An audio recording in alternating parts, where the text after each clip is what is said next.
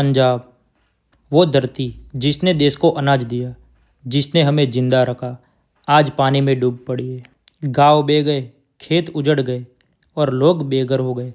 लेकिन ये सिर्फ प्राकृतिक आपदा नहीं है, ये हमारी बनाई हुई त्रासदी है।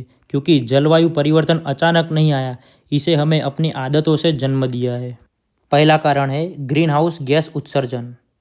कोयला, तेल और गैस जलने से हवा में जहर घुला, तापमान बढ़ा और अब बारिश सामान्य नहीं तबाही बनकर गिरती है। दूसरा कारण है डिफॉरेस्टेशन यानी कि जंगल कटाई। जंगल कटते गए, धरती की सांसें छीनी गई और बिना पेड़ के न मिट्टी बची और न नदी का संतुलन। तीसरा कारण है अनकंट्रोल ऑर्गेनाइजेशन। हर जगह कंक्रीट, हर नालियों पर इमारतें, पानी के लिए जगह ही नहीं बची तो वो बाढ़ बनकर घरों में घुस आया।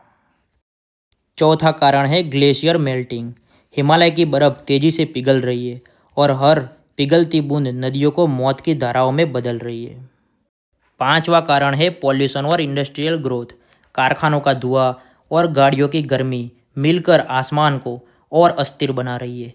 यह सारे कारण मिलकर आज इंसानियत को डुबा रही है। यह सिर्फ पंजाब की त्रासदी नहीं, यह पूरे विश्व की भविष्य की चेतावनी है।